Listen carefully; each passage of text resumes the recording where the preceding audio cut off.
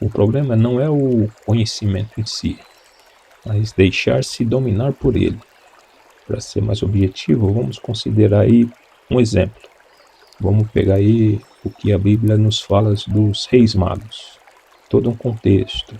Eles observaram sinais nos céus, seguiram uma estrela, demonstraram aí conhecimento, foram guiados pelos astros. Reis magos. Através da observação de um símbolo, eles chegaram ao quê? A um propósito santo, verdadeiro. Eles chegaram ao ponto de adorar o Rei dos Reis. Diversos versículos bíblicos abordam essa relação entre os astros e a nossa vida. Alguns nos advertem, outros nos estimulam. Em Apocalipse a gente lê, a gente contempla, sem dúvida um alerta sobre aqueles que consultam os astros, né? Ai daqueles que consultam as estrelas. Por outro lado, em Gênesis nos diz para servir de sinais. Precisamos meditar, precisamos unir esses polos para chegar numa verdade absoluta, que é o que? Adorar ao Rei dos Reis, alcançar a verdade. O próprio Santo Agostinho, antes aí da sua conversão, ele mesmo recorreu aos astrólogos, ele tentava aí adivinhar futuro, se envolveu com diversas práticas, que eu confesso, eu também, como ele, eu compreendi, eu entendi. Existe um erro em tudo isso. Mas veja bem, o erro não está em enxergar, em contemplar os astros, em reconhecer que eles carregam ali uma dinâmica, uma mensagem dentro de um universo de criação. Não. O próprio Santo Agostinho ele afirmava, né? O erro não está nisso, em reconhecer que os astros exercem uma função sobre o nosso corpo, sobre a nossa vida, sobre a nossa experiência aqui durante a nossa existência. Não. Ele usa até um exemplo simples e poderoso de duas crianças que nasceram no mesmo instante, sobre a mesma posição de astros, talvez irmãos, talvez em estados, cidades diferentes, não importa. Nasceram no mesmo momento, só que uma de família nobre e a outra filha de uma escrava. Se os astros de fato determinavam tudo isso, as duas teriam aí, de certa forma, o mesmo destino, não é mesmo? É um exemplo que ele dá. E ele coloca que o verdadeiro problema não é compreender toda uma dinâmica por detrás de um mistério. O verdadeiro problema é o quê? É transformar isso em barreira, numa jaula, numa prisão. Limitar, definir a Deus. Consultar para quê? Saber se vai casar, saber que vai ganhar dinheiro, o que vai acontecer no próximo mês, na próxima semana. Quando uma pessoa usa esse conhecimento para dizer ao outro seu destino já está traçado, ou que você deve fazer isso, ou que você deve fazer aquilo, deve fazer assim, assado, isso fere a lei do livre-arbítrio, a liberdade que Deus nos deu. E é exatamente por causa disso que cada um de nós tem que tomar muito cuidado com tudo isso, quando vier se envolver com esses mistérios. Eu não quero de forma alguma aqui me tornar aí um numerólogo, um tarólogo, um astrólogo, não. Meu intuito aqui não é influenciar no seu livre-arbítrio, não, de maneira alguma. Quem sou eu para lhe dizer o que você deve ou não fazer? Mas de certa forma, eu posso compartilhar algumas experiências para que você não venha ficar batendo cabeça tanto tempo quanto eu fiquei, tudo bem? Para mim, nada disso faz sentido. Tornar-se aí um numerólogo, um tarólogo, um astrólogo, nunca fez sentido. Para mim, o que faz sentido é o que agora eu quero começar a colocar em prática. Vamos ver como vai ser nos próximos dias, tudo bem?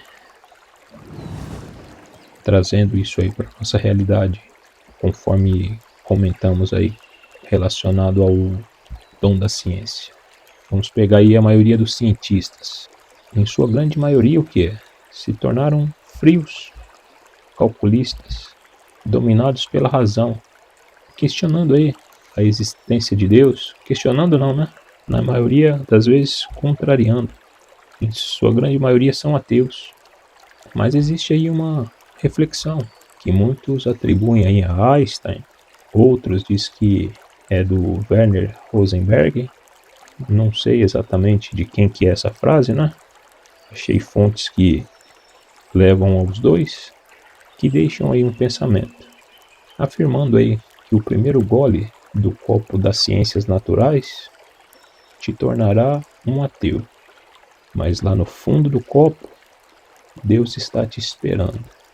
Esse é o perigo de se deixar levar pelas superfícies, de permitir que um símbolo ocupe o lugar daquele que deveria ser revelado. Mas quando a gente rompe essa barreira da superficialidade e mergulha ainda muito mais fundo, o que era um obstáculo se transforma em ferramenta. Toda revelação, ela exige uma resposta. Toda graça recebida, ela exige uma atitude. Toda caminhada exige uma decisão. O verdadeiro pastor não é aquele que detém todo o conhecimento. Não, de forma alguma. Na realidade, é aquele que usa o conhecimento para se manter ligado à fonte, a fonte de água viva, a fonte que é Cristo, a qual eu quero me achegar ainda mais.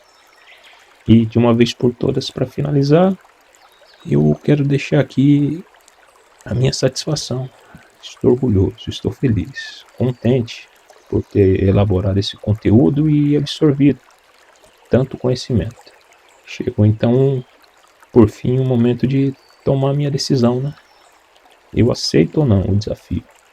Algo que eu venho postergando desde a minha infância, algo que, como eu disse, eu já não tenho mais condições de não colocar em prática. Aceito o desafio de ser um pastor ou não? Eu aceito, já afirmo. Mas como eu disse, primeiro de mim mesmo. Tudo isso que eu estou elaborando e compartilhando com vocês aqui está de certa forma me constrangendo, me transformando, me moldando.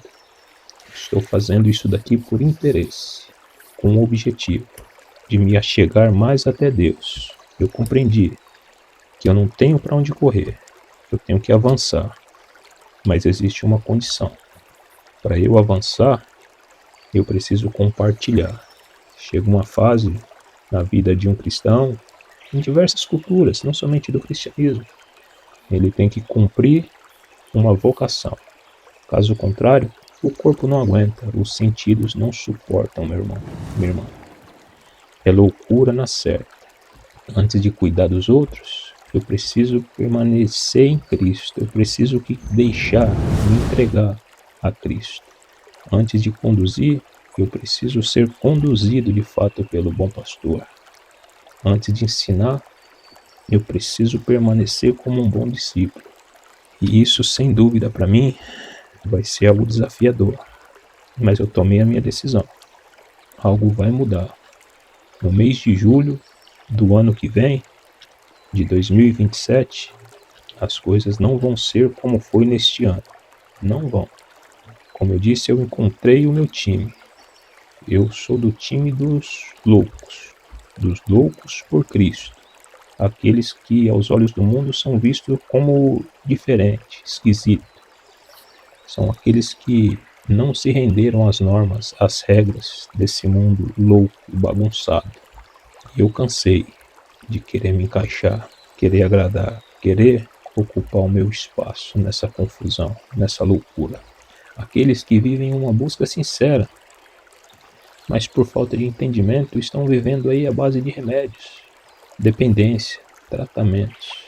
Muitos tentando aí se matar, passando por fases, por crises em suas vidas, que geram aí o quê? Consequências, que atuam não só sobre a vida deles, mas de tudo que está ao seu redor. É com esses que eu quero focar agora. É com esse tipo de pastoreio que eu quero me envolver, tudo bem? Talvez esse conteúdo não seja para você, que ainda não adentrou a fase dos loucos. todos loucos por Cristo, como bem disse Paulo em 1 Coríntios 4:10, né? Somos todos loucos por Cristo. É esse o meu foco. É nessa parte, nessa gleba que eu quero atuar, voltado para aqueles que têm sede de compreender e seguir em frente, em direção a Cristo. Eu quero fazer parte desse trabalho. Não porque sou melhor, não porque eu acho que isso é certo, não. Não foi isso que eu superei. Eu não dei lá o exemplo do Gustavo. Passava por algo muito similar. Fiz um vídeo lá atrás, afirmei. Estava passando por uma transição. Poxa, o pai e o pastor, todo mundo envolvido com a igreja evangélica, no caso dele, ele diz isso nos seus relatos. Você acha que lá no topo, numa cadeia hierárquica da igreja, líderes não sabem o que está acontecendo com ele? Como no exemplo que eu disse agora aqui, de uma das irmãs, que eu tentei me aproximar lá na igreja, não quero entrar muito em detalhe para não criar polêmica, mas de certa forma sofrendo, dependendo de remédios, confusão, discussão, caindo no meio da rua, crises, bochichos, fofocas a respeito dela, do comportamento dela, das crises a quais ela passava. Só foi eu me aproximar, só foi eu me envolver e querer externar um pouco sobre aquilo que ela estava vivenciando. Adivinha? Ela passou a ficar cercada pelas irmãs. Antes ficava isolada lá no canto, num banco que parecia muitas das vezes que era só dela. Agora não. Pelo menos as últimas vezes que eu encontrei, ainda bem, ela estava sentada entre algumas irmãs, coisa que não acontecia um tempo atrás. E aí chegou um momento que ela me procurou e me disse que era melhor a gente parar. Mas, como eu bem disse, eu não estou aqui para interferir no livre-arbítrio de ninguém. Estou satisfeito, estou orgulhoso. Parentes dizem que algo diferente aconteceu na vida dela. Espero que esse ano venha a ser maravilhoso, que ela venha superar e experienciar o que de fato Deus tem para com a vida dela. Mas por outro lado, eu não posso lidar com isso e querer ter uma vida normal. Não existe essa possibilidade. Não posso viver sobre um muro, não. Tem que tomar uma decisão drástica. Algo precisa mudar o quanto antes. Algo profundo tem que acontecer. Algo profundo, transformador. Um sopro divino tomando forma. E todo questionamento tem que ficar de lado. Toda luz tem que ser usada para um propósito santo. Todo significado, que eu não quero repetir aqui mais uma vez essa palavra, tem que tomar forma para um propósito divino. Tudo bem? Se você curtiu esse vídeo, deixa aí o seu comentário, deixa seu like, deixa aí algumas sugestões, compartilhe com alguém. Eu demorei um pouquinho para fazer esse conteúdo também porque eu queria fazer algo mais profissional, algo mais elaborado. Estou orgulhoso, satisfeito. Sei que ainda dá para melhorar bastante, mas foi um grande salto, tudo bem? Caso vocês queiram me auxiliar aí com sugestões, comentários, o que vocês acham que daria para estar melhorando, ou deixe o seu joinha, compartilha. Mais uma vez falo aí, estão aí os QR Codes, um vinculado com o meu Pix e outro com a Live Pix, para você estar interagindo comigo aqui. Vamos tocar o barco, vamos para frente. Conto com o auxílio de vocês para que eu possa estar produzindo conteúdos como esse com mais frequência e levando essa mensagem para mais pessoas, tudo bem? Como de costume, mais à frente eu vou dividir esse longo vídeo aqui em cortes, shorts, e vou lançar nas redes sociais para que essa reflexão alcance aí um público ainda maior, tudo bem? E a paz e o amor do nosso Senhor e Salvador Jesus Cristo nos guardem, nos envolva e nos direcione até a sua fonte. Um forte abraço, fiquem todos com Deus.